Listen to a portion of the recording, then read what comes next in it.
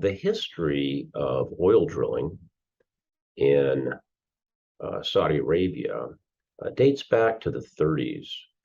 And at that time, Saudi Arabia was not a wealthy country, and it needed help in getting financing for the oil rigs, derricks, and so on. And so a deal was struck between a number of land and oil rights holders and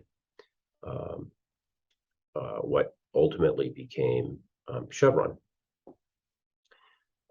Subsequently, that deal, which had an arbitration clause in 1933, was amended in the 1940s.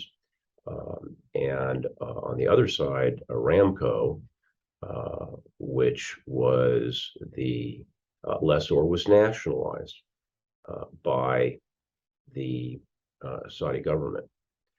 So far, so good. And there's a lot of deference in both federal and state court to arbitration proceedings, where the general rule is even if the arbitration proceedings get it wrong, you can confirm the arbitration award in state or federal court and then enforce it like any other judgment.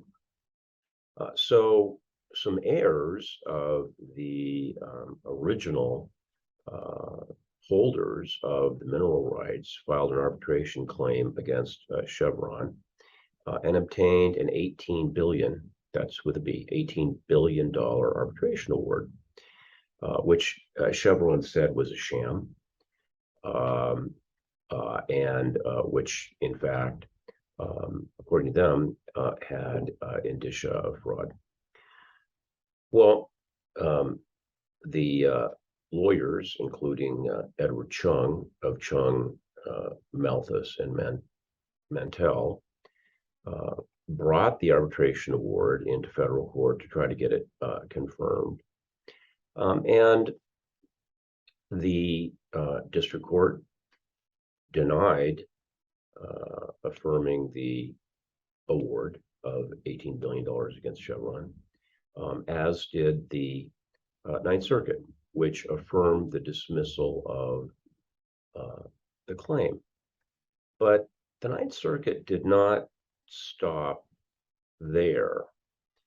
The plaintiff's attorneys made a number of very specific allegations of impropriety on the part of various judges that were involved in the case and law clerks, which is highly unusual and very atypical to name law clerks in a public filing and accuse them of impropriety.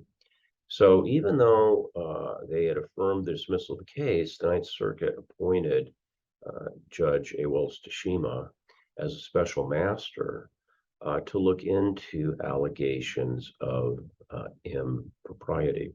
One of the allegations against the plaintiff's attorneys was that a document, which was an article which purportedly gave a history of the oil rights, which had been published in a journal called the, quote, Saudi Sun, unquote, in fact, was not a legitimate document at all, that there was no the Saudi Sun. And in fact, this purported article was either written by or commissioned by the plaintiff's attorneys. Judge Tashima issued an order to show cause and ordered Mr. Chung to appear in federal court to defend himself and explain what role, if any, he had with respect to this article. And Mr. Chung failed to appear.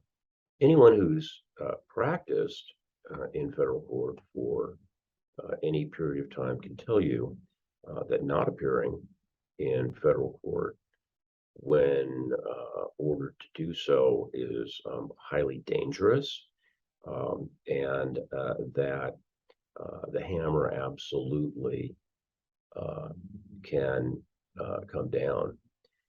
Gibson Dunn, which has been urging Judge Tashima to refer Mr. Chung for discipline, either before the Ninth Circuit or in front of the Washington State Bar, or both, were quoted as saying that they were aghast at the things Mr. Chung has said about Tashima, the judges of the court, and the law clerks. So far, Gibson Dunn is unquestionably getting their way in this case, but it's an illustration that, at least in federal court, the fact that the case has been dismissed does not mean that tactics are not going to be viewed and questioned. John Belcher, law offices of John Belcher, Chevron continues to prevail in the Ninth Circuit.